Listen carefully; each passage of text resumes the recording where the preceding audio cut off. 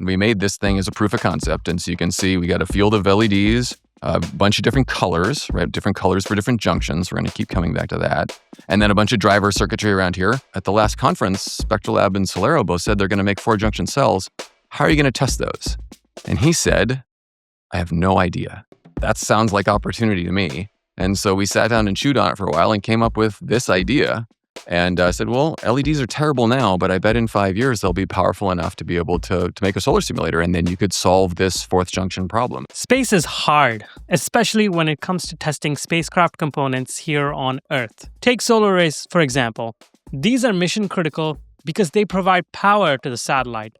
If the solar array fails, the entire mission fails. There's a reason that testing, for example, solar arrays is so challenging. And it's because mimicking space conditions on Earth is hard. The space environment has no air, has damaging amounts of radiation, and has a different amount of sunlight than right here on Earth. So what's a company to do if they need to accurately verify the performance of their space solar array right here on Earth before the mission? This is where my guest today comes in.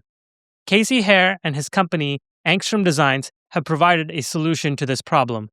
Angstrom's programmable LED system offers an accurate solution to test everything from small solar cells to massive solar arrays for space applications right here on Earth. Let's dive into this conversation with Casey. I hear you're the wizard of testing solar arrays. Introduce yourself. So I'm Casey Hare, founder and CTO of Angstrom Designs. I've been doing instrumentation for my entire career, and I've been doing instrumentation in space for about 15 or 20 years now. And what are you building at Angstrom Designs? So we're building a lot of different things, but really what we do is we try and make testing and qualification of space hardware, particularly space solar cells, easier. And so whether that's ground test or balloon flights or orbital test, we are trying to do test and measurement of space hardware. Solar arrays and solar cells are critical to the overall mission of the satellite. If the solar cells fail or solar arrays fail, space, you don't have a mission anymore. So with that being said, your work to ensure accurate testing of this product on the ground is critical to the overall mission. What are the challenges of testing space solar cells on the ground? Let's see. So there's certainly a lot of them. I mean, space will try and kill you about 1,000 different ways, and all the toys that you brought with you. So the big thing is that rockets are expensive, and getting mass into space is expensive and hard. And so space solar cells are different than the ones that are on your rooftop down here on Earth. The ones here on Earth are typically single crystal silicon, 1 junction, and they'll be about 20%. And so for space, we use multi-junction cells. And so multi-junction cells is actually different solar cells layered on top of each other. And you can think of it as like the top junction will slice off the blue, and the middle junction will slice off the green, and the bottom junction will slice off the red, except it's not actually colors because it's infrared and ultraviolet, but it's that idea. We're doing the whole spectrum. Yeah, when you say blue, green, and red, I have to clarify that some section of the solar cell will be optimized for the blue wavelength of light. Yes. And the red wavelength of light and the green wavelength of light and so on. Yeah. And so part of the reason for that is that you can get extra efficiency. So a space solar cell these days will be over 30% efficient. So that's, again, half again as much as you can get on Earth. The other reason is that amongst the incredibly gnarly things that happen in space, you have solar radiation. And solar radiation is very, very bad on everything, including solar cells. And so like the state of practice right now for space is 3.5, so germanium-based solar cells. They're better in radiation, and there's 3-junction, 4-junction, 5-junction cells. And the trick with those is that you get the current output of the lowest performing junction. And so if you end up, you have, if you turn on a lamp and put a multi-junction solar cell into there, it probably isn't going to do anything at all because there isn't enough infrared in the lamp to make the solar cell even do anything. So it looks dead, but that's not because it's dead. It's because you use the wrong light source. Because a lamp here on Earth, nothing here on Earth really, really looks like the spectrum coming out of the sun. And these cells are trying to get as much of that spectrum as they can because you want as much of that power as you can. Because the better your solar cell, the more efficient it is, then the less solar cells you need, the less mass, smaller wings, smaller spacecraft, more maneuverability. There's a lot of good things that happen when you get really, really good solar cells up into space. So what are some other differences? And I should say 3.5s are essentially elements from the third group and the fifth group Exactly. of the periodic table, which is why they're called 3 5s. What are some other differences if I'm looking at Earth-based solar cells that's on my rooftop or on just on a charging device, and a thin solar cell that's made and optimized for states? What are some other differences that you see? Yeah, I mean the triple junction or the multi-junction is going to be the big difference there, and then optimized for space better in space radiation, and then constructed to withstand the space environment. So, for example, the connections on your solar cell on Earth are probably just going to be crimped or soldered wires. In space, they're welded, and there's specialty materials. You have to make sure that it doesn't outgas, and so there's just a bunch of extra care that gets taken, and that translates into cost. Space grade solar cells are about 100 times more expensive than the ones here on Earth. And so you'll end up seeing I don't think it's widely known what type of solar cells like the Starlink constellation uses, but they use more photovoltaics PV in space than 3.5s produces, than the worldwide production of 3.5s. And so they're definitely not using 3.5s. They basically have to be using single crystal silicon.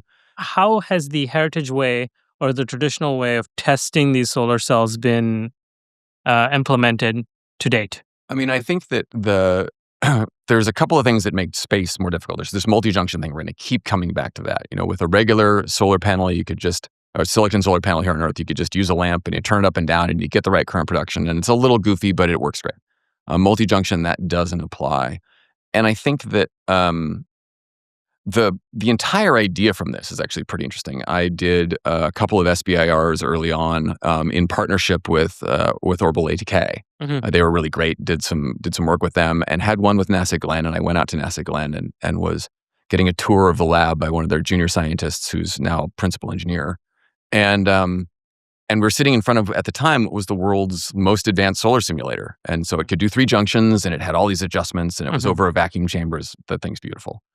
And I asked the question, well, at the last conference, Spectralab and Solero both said they're going to make 4-junction cells. How are you going to test those? And he said, I have no idea. That sounds like opportunity to me. Yeah. And so we sat down and chewed on it for a while and came up with this idea. And I said, well, LEDs are terrible now, but I bet in 5 years they'll be powerful enough to be able to make a solar simulator. And then you could solve this 4th junction problem. And what time frame was this? 2010, 2011, something like that. Yeah, so probably about 15 years ago, give or take. Yeah. And so we came up with the idea of using LEDs and figured that, we're just barely at the dawn of LED light bulbs at that point. Mm-hmm. And so went out to lunch with the branch chief, and he says, hey, I completely love this idea. You're never going to get it funded through an SBIR. Mm-hmm. I recommend you do an STTR. We did. We got it funded. This is actually the phase 1 deliverable from that. Wow. So this was SBIR or STTR phase 1. Yeah. And we made this thing as a proof of concept. And so you can see we got a field of LEDs, a bunch of different colors, right? Different colors for different junctions. We're going to keep coming back to that. And then a bunch of driver circuitry around here. And so we made 2 of them. This one's ours, and there's one of them out at NASA Glenn. And then this followed on with a whole bunch more funding and commercial sales to turn into this. So a lot bigger. A lot more enclosed. So it's kind of like the iPhone 3 versus the iPhone, 7, 8, 9. Okay, so I liked your segue into this, which is the PLED system, which is what we're talking about, what Angstrom is very good at designing and has already designed in support of many missions and really solving that key problem, key challenge of testing quad junction and beyond in terms of our solar cells. So the heritage solar cell testing methods were these xenon flash lamps, if I can bring that up to the conversation now, where a lamp would flash a very bright source of light. Besides not being able to test quad junction cells, what are some challenges of those systems? Yeah, so let's talk about xenon on the flash systems. We should also talk about lamp-based systems for small area too. So let's put a pin in that one. But for the big systems, I mean, they're huge. So you're talking about, the idea is that you're going to take a xenon lamp and you're going to put it, 100 feet over that way. And then you're going to fill the area between it with curtains from the theater and blackout cloth. And you're going to try and get far enough away that this thing is fairly uniform and not as spherical, emission, and then also close enough that you can get to AM0 power. So the AM0 is air mass zero. Air mass is basically how much air is between you and the sun. And so air mass 1.5 is the standard for on Earth, and air mass zero means there's no air at all.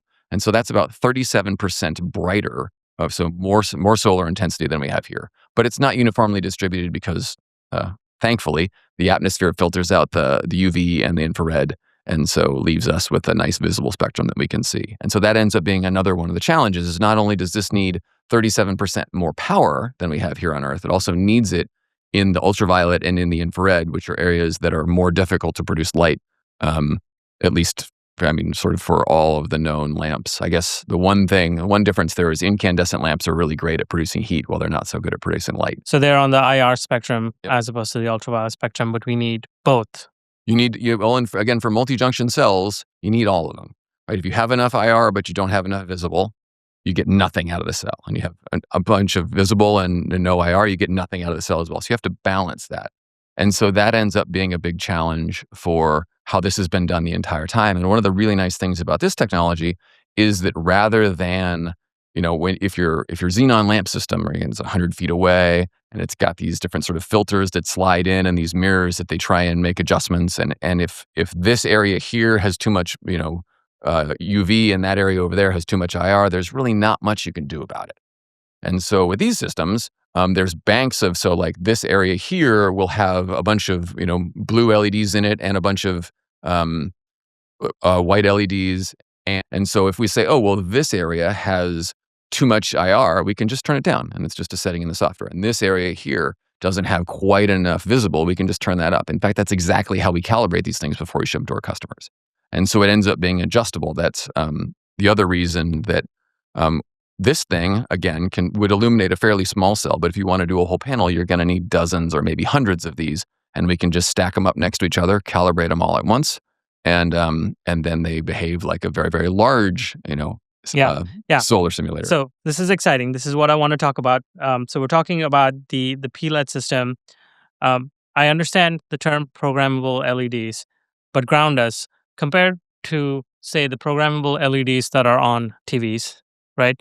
How is this system different? Are there a lot of similarities? Are there a lot of differences other than, say, the spectral output and power? So talk about that a little bit. At first glance, it's just a light source. And then after that, there's a lot of differences. You're right. We have light in the UV, which your TV doesn't have because it's not good for you. And then we have light in the infrared, which a TV would never do because we're all blind in the infrared. So we're expanding outside of the spectrum, sort of reaching beyond colors into beyond colors. It's also way brighter. Your mom said, don't look at the sun. Definitely don't look at the indoor sun that's 37% brighter than the sun. So that's another one. And the thing that really matters here, and I think we spend a lot of time talking about the LED face, but what really is harder than that is the drive electronics. And so this head has 96 different independently controlled drive channels. And so each channel will drive between 1 and a dozen different light sources on the LED board. But your TV will run all the LEDs at a constant voltage, and it will flicker them really, really fast because our eyes have a certain latency. I think it's about 30 milliseconds, something like that. And so you can get dim green on a TV by running green at full power half the time full power half the time and off half the time. And so that's how they get different brightness. The solar cells can tell that. They are much, much faster. And so we have continuous current control. And so we run all the LEDs. You command an LED to 25% and it goes to 25% current and it's on the entire time. And that ends up being much more important for the accuracy of the measurement of the system, but also much harder to do from an engineering perspective. Well, we'll talk about the accuracy.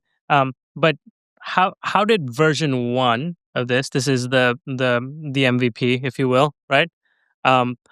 So how does version 1 stack up against, I'm not sure when this one was released, how does version 1 stack up against the latest today?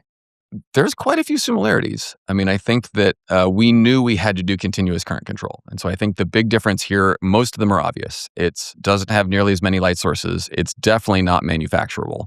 This thing can be assembled relatively easily. The components can be tested independently.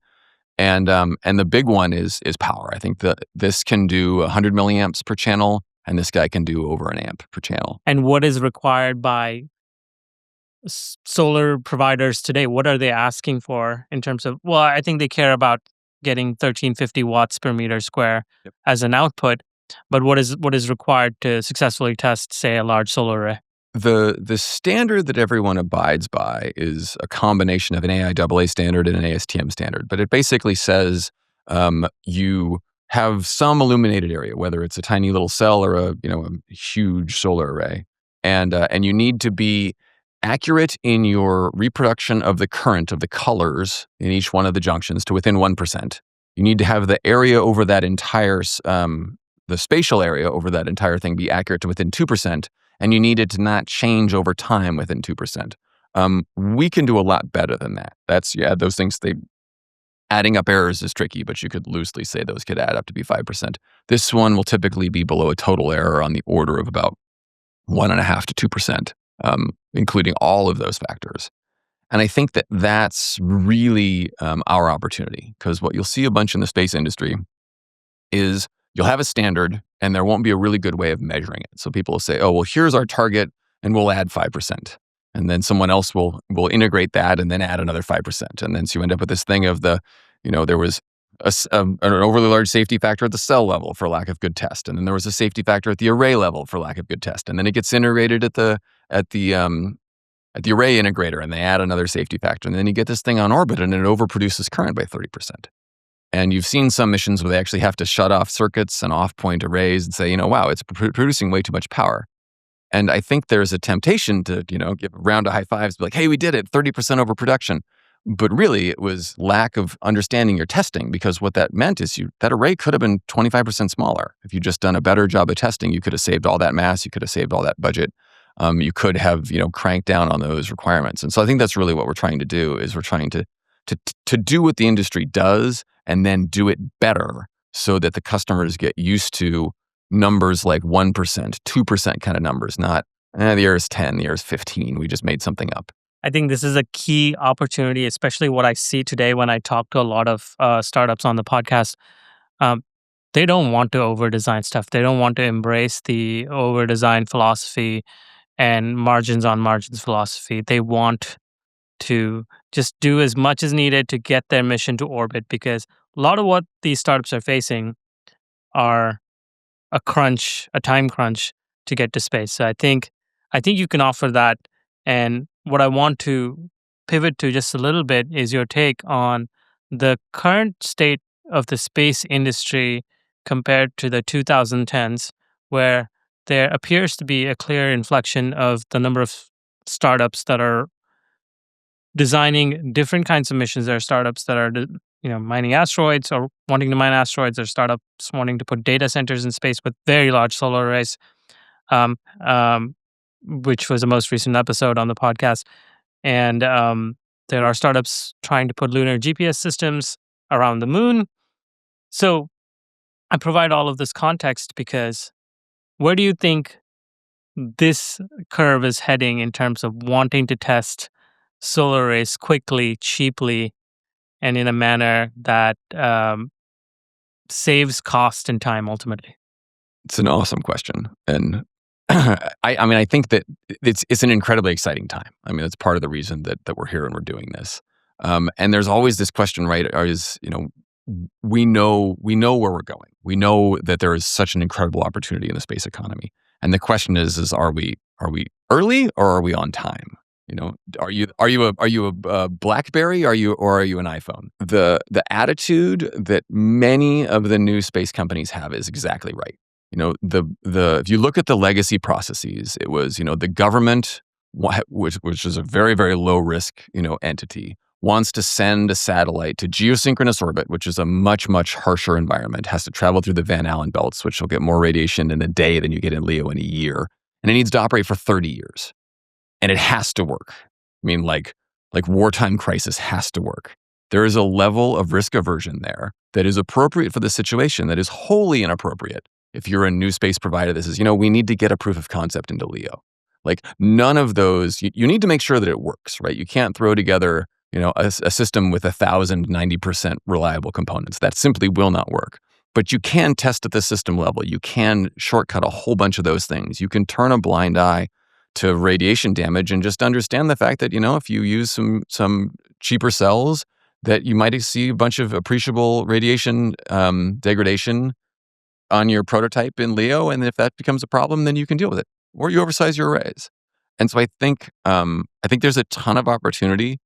And, we've seen, 5 or 10 years ago, we saw some space mining companies that didn't do anything. They burned some money and made some plans. And I think it's very exciting that there are more people giving it a go. And at some point, that's gonna work. And is it right now? Is it sometime in the future? Like, we don't know. But I think that given the decline in launch costs, given a bunch of new launch providers coming online, there is a brewing renaissance in space solar cells right now. There are efforts. If you looked 10 years ago at the solar cell roadmap, there was 3 solar cell suppliers in the world. They all had triple junction cells, and then they were going to make 4s, and then they were going to make 5s, and they were going to make 6s, and that's it. And now there's a bunch of companies coming up that are doing ultra-thin silicon and trying to demonstrate the radiation hardness and the space worthiness of silicon cells. There's a ton of research right now into perovskites and whether those, at first blush, it appeared that they were quite radiation hard. And at second glance, it looks like they have just a different radiation mechanism than we're used to testing for. And so I think like all those things combined together, and I guess I would be remiss if I didn't include CubeSats as well. The fact that you can, in fact, we're doing this now, you can just put together your own spacecraft and you can put it in space. And a year later, you have testing results from a year on orbit. The qualification, the traditional qualification program for solar cells takes more than a year. And it covers LEO and GEO and a whole bunch of things. But if you just want to do one thing, if you're new space and you're in LEO, you can just go and you can get the experience from being there. And so I think that it takes the biggest barrier to entry away from all of us, and we can just be free to just fly stuff. And the more space vehicles there are and the more flights there are, the better and cheaper that's going to get. And I think that the challenging thing about space is that a lot of it's hard, but some of it's not as hard as you think. And so you got to know which one's which. And the best way to do that is just to do a lot of tests. How do those challenges scale to, say, the PLED system? Is this system so scalable that you can put together a lot for a big array or reduce down to a very small array? Yeah, so the answer to that question is just basically yes. This is the smallest. This one on the bottom, is the smallest one that we make. And so this will do. If you want to do some very, very small cell, then here you go. And there's a variety of different LED configurations that we do. We could get into that if it's of interest. But like right now, we have an array that is actually at Redwire that has 240 of these. So it's almost 4 square meters of illumination. And we have built another system that is at a different customer site. It's 180 heads, 5-junction adjustable, but they're water cooled, and so that's a continuous beam. So you can have a large area, spectrally adjustable, continuous. So this usually for the big arrays, we just do a quick pulse, take some data, turn back off, and the big reason for that is that you don't want to heat the arrays up. And the other reason is that the traditional methods can't go for very long. The xenon pulse lasts about 5 milliseconds. These ones will typically pulse somewhere between 1/4 of a second and 2 seconds, depending on what you need. And we now have a system that can do continuous illumination at large areas, which is not a capability that existed before. That's very impressive. And I want to talk about the key performance metrics of the PLED system. From my research, there's 3 performance metrics for solar simulators: spectral match, spatial non-uniformity, and temporal stability. So at a very high level, can you define all of these and talk to how this system handles those requirements? You got it. So we've already touched on all of them, so we can hit them again, which is great. So the spectral match, that's exactly this colors thing again. And so there's a couple different ways to do it. This particular head is actually, it doesn't replicate the spectrum of the sun. If we drew a picture of the spectrum of the sun, we'd have a black body peak that peaks out at like 5,800 Kelvin, something like that, and then has this long tail out into the infrared. We make some heads that do that spectral match. This one isn't one of them. This is optimized for manufacturing. And so if you have a large array, what we'll do instead is we'll have discrete light sources that light up individual junctions. So there'll be 16-ish different channels of LEDs that go just into the top junction of your multi-junction cell, and then another 16 channels that go just into the middle junction. And so what we do is we adjust those. We can turn all of those, say, oh, we put it underneath the calibration cells, and the top junction is perfect, but the middle junction is low by 3%. And so software goes in and says, turn up all the LEDs that are attached to that middle junction up by 3%, and we dial it right in. And so we can typically get current match numbers in small areas. We've seen, numbers under 0.1%, which is sort of unknown in the industry. And for large areas, we're coming up on numbers 1%, 1.5% kind of numbers. And so that first metric, spectral match, it's that color balance, making sure, do we have the right amount of power in the top junction, in the blue LEDs? Do we have the right amount of power in that second junction, those white LEDs, infrared, so on? So that's number one. Number two is spatial non-uniformity. And so spatial non-uniformity, instead of being about the color mix, right, you can have red and or blue and infrared on top of each other. Now, is the light field over here the same as the light field over there? And so there's a spec that basically says, well, you should take a sensor and you should scan it around and you should make sure that it's good. The standard is actually under revision because the standard doesn't take into account that you really want the spatial non-uniformity to be good for all of the colors. And so that's a thing that makes space a little bit harder. And so for the top junction, if I took a top junction calibrated isotype standard and scanned it around, does the beam look uniform? If yes, we can do then the second junction, and we can scan that one around. And if it's not, again, we have this full computer control, then we did something wrong in the calibration. We just need to rerun the cal. And if this area is a little too hot and this area is a little too cold, you just dial the levels in until you're uniform. So the word is interesting. Spatial non-uniformity is almost implying that it's okay to be a little non-uniform, or we have to accept a certain amount of non-uniformity, because when a light beam hits the center of a cell, are you essentially saying that the other light beams offset the tapering off of the light intensity from the center point of that cell and just fill in the gap? Couple different questions in there. The big one is that the reason that it's spatial non-uniformity is so that all the numbers are small. Because if the spatial non-uniformity spec is 2%, then the spatial uniformity spec is 98%. And we sort of like, error numbers to go down to 0 feel better than error numbers going up to 100. So yeah, anyway, we strive for better spatial uniformity, and then the standard says you have to be better than this spatial non-uniformity. But ultimately, yeah, to answer the other question of how does this work, the lights do mix together. So you'll have an LED here, and it'll shine mostly in this area, but also over in this LED, and they'll cross over. And so what we end up doing is, given all of the light sources, we take a bunch of different, mostly Gaussian shapes, and we blend them together in 2D space to make something that's got some pretty steep edges and then a little bit of waver. But there's no such thing as a perfect measurement. And that wave is within 2%. Exactly. Oh, got it. And so, I think that's one thing to note is that anytime you measure anything, there is always measurement error. And so, if companies like mine, if we do our jobs, then we hope to provide instruments that are accurate enough, easy enough to understand, and easy enough to use that you can basically say, okay, I got a measurement number. Here's the error percentage. I'm ready to go. You don't have to think too much more about it. Although some of our customers think about it a lot, and it's great to engage with people that are really into this stuff too. So temporal stability is over time. And so that's basically just, okay, you got your color match. That's good. You got your spatial non-uniformity. That's good. If I used it this morning, am I going to get the same answer tonight? Am I going to get the same answer tomorrow? And ultimately that's also being revised. And so essentially, I'm very happy with the new direction because it says, okay, over the course of a pulse, is it stable, right? How much does it change over the course of a pulse? And we end up with numbers that are a fraction of a percent. And then is the pulse from this morning the same as the pulse from last night?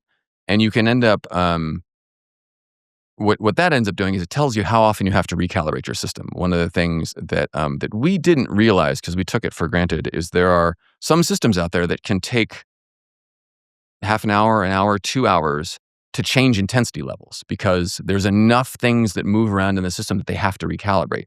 The system's solid state, and so we can, load up a cal from a 3J cell. Okay, then, a second later, load up a cal from a 5J cell. Okay, a second later, load up a cal from a silicon cell.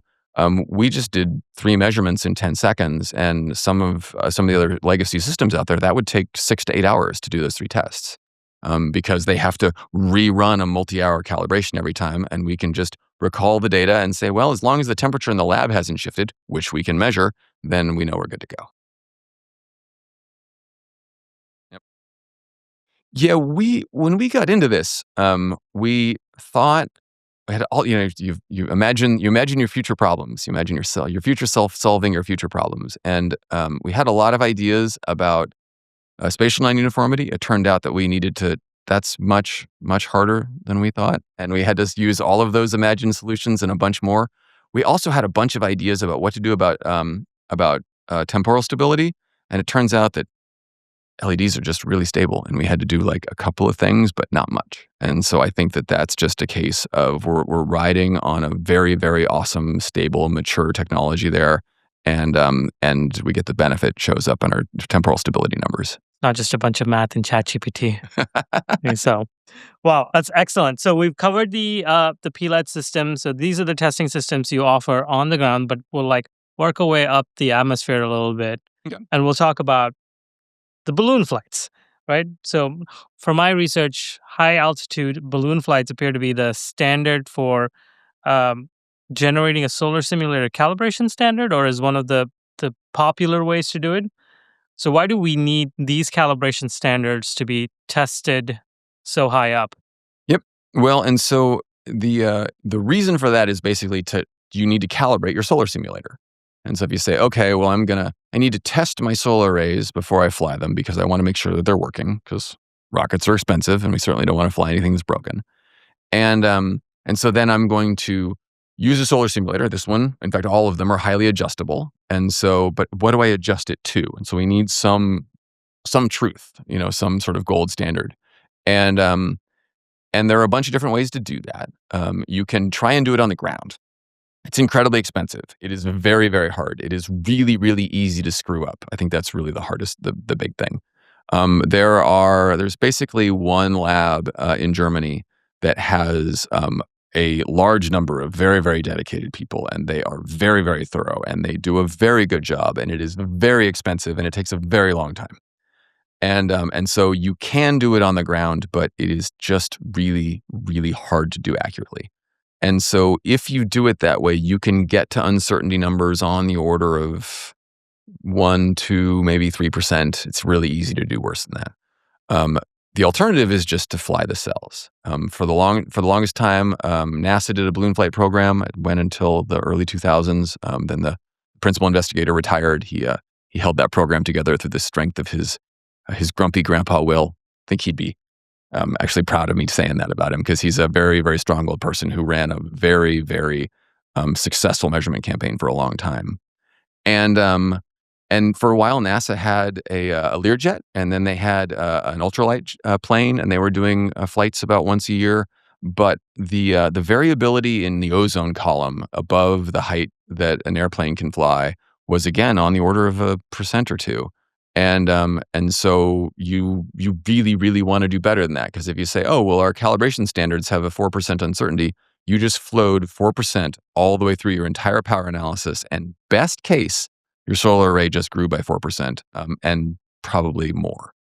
And so the way that you can do even better than that is you can fly above the ozone layer. And the critical thing with the calibration standards is you need to get good data, and you also need to get the cells back. And so getting the cells back is tricky, and you need to make sure that there's no glint in reflections. And so we modeled our balloon platform off of NASA's program, but we did it much, much smaller. Their lift mass was on the order of about 2,000 pounds. Our lift mass is on the order of about 3 pounds. And so this is actually the tilt plate for that. This one was customized. A couple of smaller cells, we don't have any cells in here, but a couple of smaller cells went here, and then there was actually a custom payload from a customer that was mounted in the middle. And this thing goes up on the balloon. It's got baffles on all the cells to block out any reflection from the balloon or the measurement electronics or the Earth. And then there's a yaw and tilt pointing system. And we start taking data at about 80,000 feet, take data all the way up to about 110, 115,000 feet. The balloon comes back down. We recover the cells, do a very, very brief extrapolation out to zero pressure. And that ends up shaving maybe a tenth or 0.2% out of the error.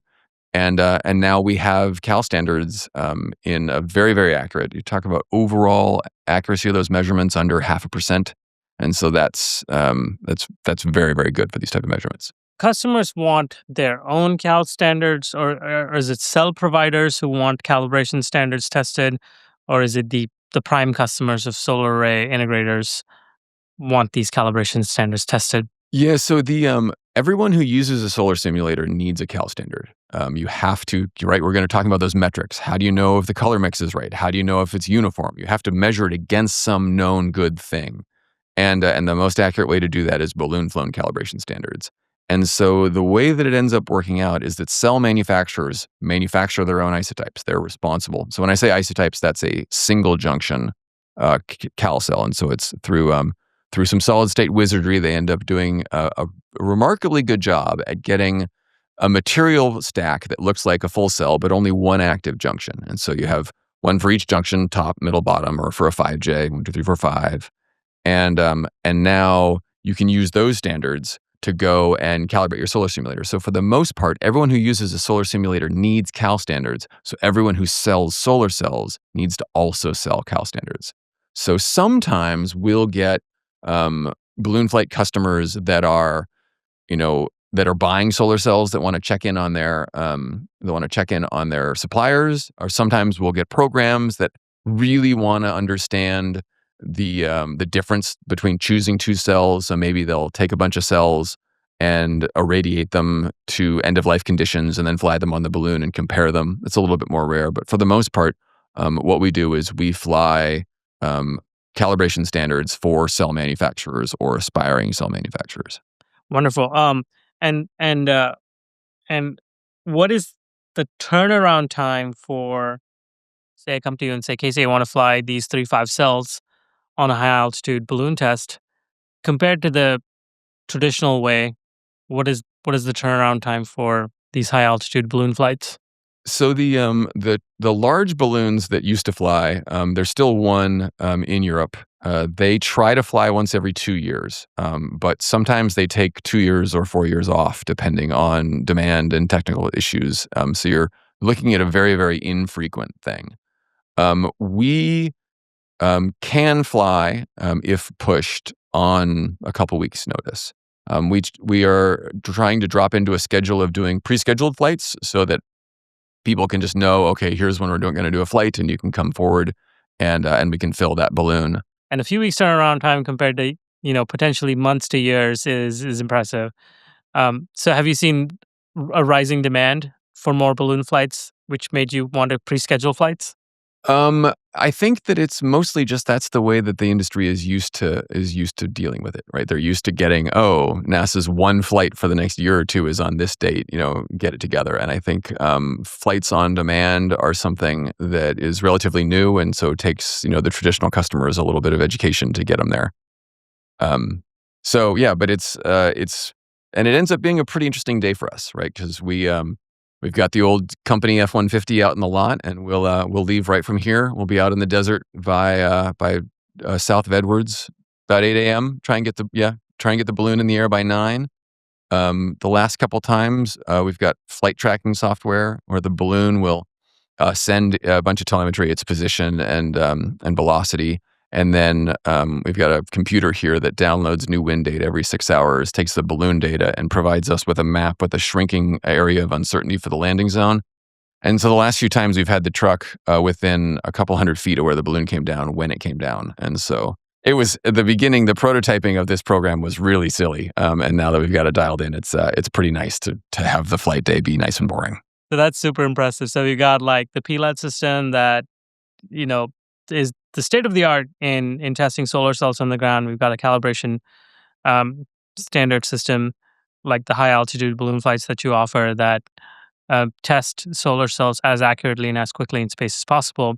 But there's nothing better than testing actually in space, right? So let's talk about your offering on in space flights where I'm assuming they come back to the ground after you test these solar cells, or at least you get the data back. Yep. So we've got a couple different things that we're doing there. I think the most interesting is a service that we're calling the Orbital Electronics Lab, and it's in partnership with Aegis, who runs the MISSI program. For people familiar with the, it's not Materials ISS experiment, but I never quite get MISSI right. But anyway, what we've done is we've added an instrumentation package that we've built that basically allows active, electrical measurement of solar cells. And so it's a good time to talk about this little guy. I can see that little thing. So this is the AMU. This is the Aerospace Measurement Unit, and it's essentially a solar cell IV current voltage meter and temperature meter on a tiny, tiny little board. And this is flown on a variety of different missions. It's the measurement engine behind our balloon platform, and it's also the measurement engine behind the Orbital Electronics Lab. So this was developed by Aerospace, and we've actually been working with them and helping with them to finish out the design. So like Colin Mann, Don Walker at Aerospace deserve all of the credit for this, but we're now licensed to manufacture it. We have our own calibrations that we're running to make sure that it's pretty seamless for the customer, and we also provide a bunch of other things. Here's a cute little breakout board. There's a plastic box around here somewhere. There you go. We stuck it in a box, and you can put some bananas on it, and so it can be a much, much less expensive version than the source measurement unit you could buy from Keithley. We sell these guys for actually about $1,000. So this, put it in a box, add another $100 to that. A Keithley SMU costs about $13,000. That's the industry standard. And so on one hand, you can fly it on the balloon and fly it in space. And on the other hand, it's much, much smaller and much cheaper. And so your plan is to put it on a 1U CubeSat. So we are flying a 1U CubeSat, but before I get to that, Orbital Electronics Lab is a service that we offer. And so we basically put a whole bunch of AMUs on a board that we call the Space Solar Tester, the SST. And it takes standard power conditioning like spacecrafts are used to providing. It conforms to a adjustable but reasonably standard RS-422 communication strategy. And now you can put this thing onto a whole variety of spacecraft. And so one of the spacecraft that we put it on is the International Space Station. And so we are flying customer cells as a service. We're launching in about 3 months on the first mission, and we're hoping to be doing this. We're planning on doing this every 6 months in perpetuity. And so basically we send customers, I don't have a cell holder, but cell holder, we got a bunch of different sizes. And you mount your cells on there and you send them back. We'll get them all tested, integrated into the SST, delivered to Aegis, delivered to NASA, flown on a rocket. Astronauts pick it up, out the Japan airlock, Canada arm, onto Zenith on ISS, 6 months of exposure to the near space, or into to the LEO environment. We get about 100 to 150 orbits that have really good sun pointing, so a whole bunch of IV curves, temperature data, and then the whole process runs in reverse, and you get actually space-flown solar cells that come back to Earth. We're also building a CubeSat, but the CubeSat isn't coming home. Okay, so let's talk about the CubeSat. What is the offering on the CubeSat? So the CubeSat is actually it's a student project. So we sponsored a student team, and then one of the students is our intern, and we hired him. So we're working the intern game there, where we found a really good intern, and we got him on board now.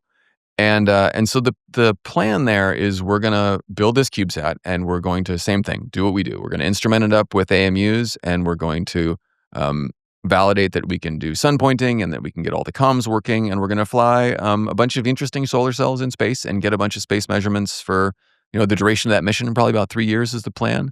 And then the hope there is to if the economics work out versus the Orbital Electronics Lab and a couple of other space opportunities, to say, is there a need to fly a CubeSat? And the idea there, the thing that we really offer is that solar cell manufacturers aren't spacecraft designers, right? If you're a prime contractor, they fly solar cells or they fly spacecraft all the time. So doing a little experiment on a spacecraft is no big deal for them. But for all the rest of the players in the supply chain, the integrators, the array manufacturers, the solar cell manufacturers, researchers, they don't know and don't want to know about all the intricacies of building spacecraft. And so the goal here is to, whether it's on the ISS where you get your cells back, on the CubeSat where you don't, to be able to just make it easy to say, we'll send you a cell holder, mount your cell on there the way you always do, send it on back, and we'll take care of the rest. Is there opportunity here to expand that to say like testing solar cells in a lunar environment or even a Martian environment? Is there value add service there? So the first incarnation of the SST is actually going to the moon, as we are part of on one of the CLIPS missions. And so there's, I think that's supposed to go on the Intuitive Machines 4, I believe. And so the goal there is that we've provided, again, the very first version of the SST, and so it will do all the measurement capability. And there's some research cells there, so there'll be R&D cells on the moon. That mission is a pretty interesting one because it's only 14 days long, and there's a pretty strong belief that there's a whole variety of components in the system that aren't going to live through the lunar night, but it's absolutely open, right? And I think that there's some pretty interesting opportunities there as well. The SST, we've already been approached and are on contract to deliver that to another player who's got a ride on a pretty interesting orbit. And so I think that the SST is a very interesting product, because usually when people say, "Wow, the AMU, I want that." If you want it in the lab, then it's great. We got software for you, and you can just have it in a box. But if you want it on a spacecraft, it's actually, you don't use the USB interface. You have to use the I2C interface, and it's much harder to deal with. And the AMU is a little particular about the voltages. And so, what you probably want is 6 or 8 or 50 channels of AMUs measuring your solar cells. And so you probably want the SST to make the communication interface nice and easy. And so I think in this case, what we're doing is we're standing on the shoulders of giants, right? Aerospace did the heavy lifting in terms of the metrology to get a really good measurement system. And we're packaging it, we're calibrating it, we're making it easy to work with, and we're commercializing it and manufacturing it. Is what you're doing here, can that be adapted to terrestrial cells? Yeah, I think that it can. We have a lot going on right now, and I think that the challenge that the terrestrial solar simulation market is pretty crowded, and I think part of the reason that the space market is not crowded is because this is just a much harder problem.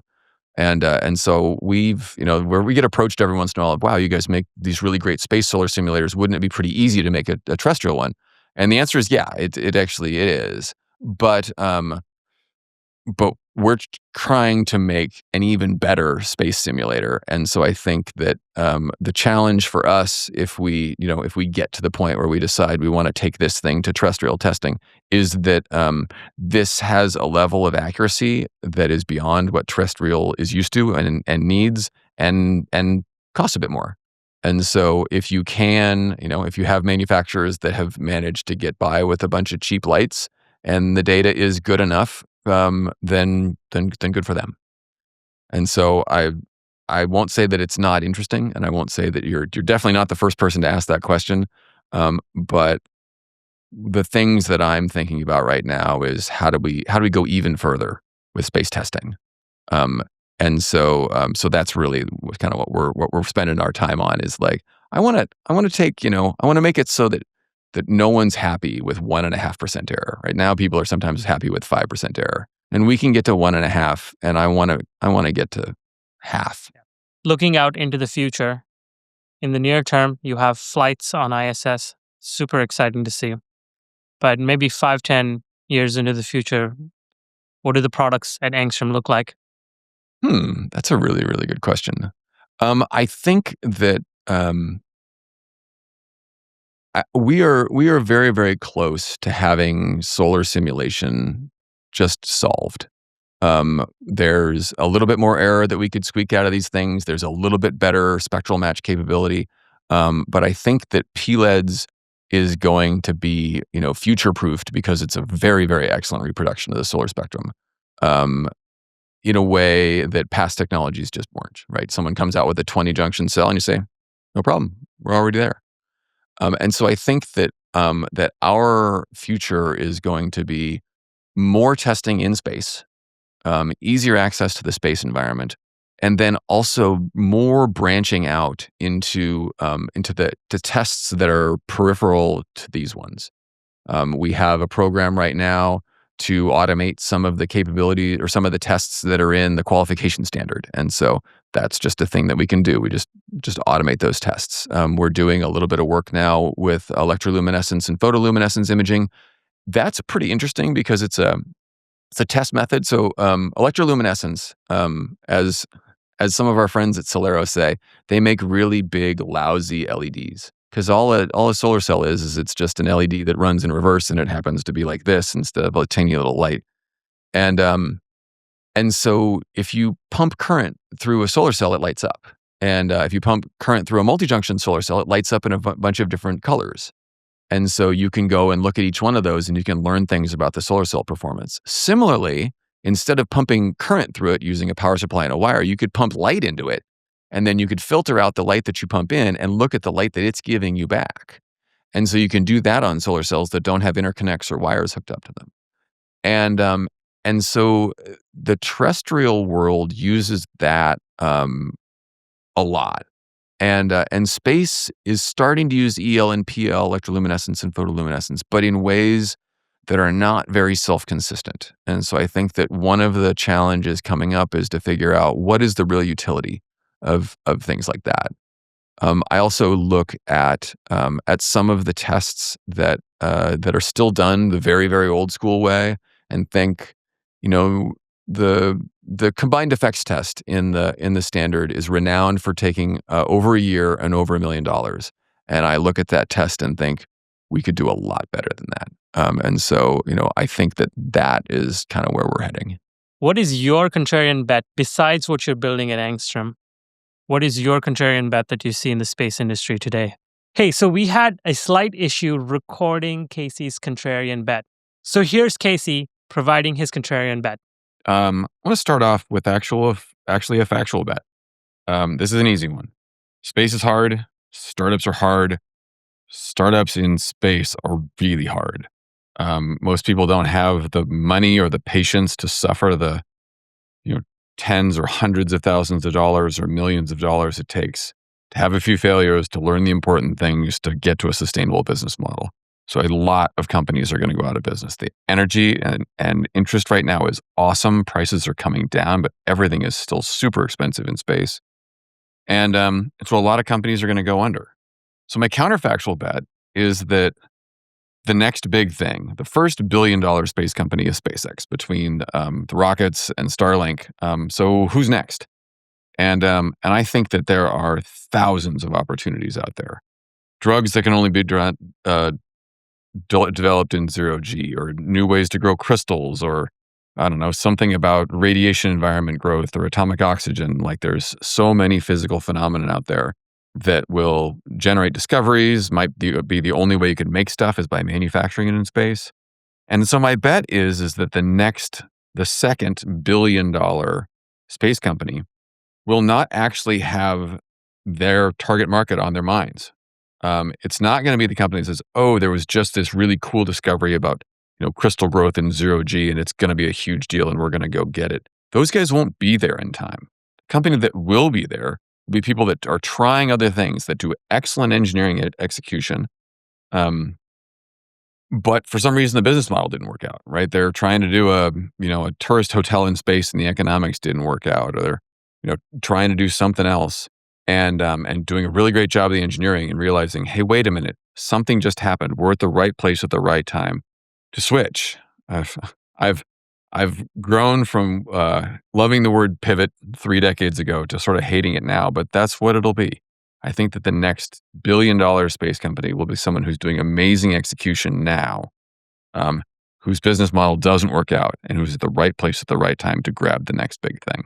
Plus, he had a little more interesting things to say towards the end of our conversation. Let's cut back to the episode. And maybe to take it in a slightly different direction is don't get confused about the difference between fundamental physics right? You cannot get around fundamental physics. If you need to invent new physics, we're talking about a 100-year program versus, we just need higher volumes. We need to get good at something. We're technologists, we're capitalists. We can do that. We can figure stuff out. And I think we oftentimes can fall into the trap of, if it's never been done before, it must be impossible, and that's certainly not true.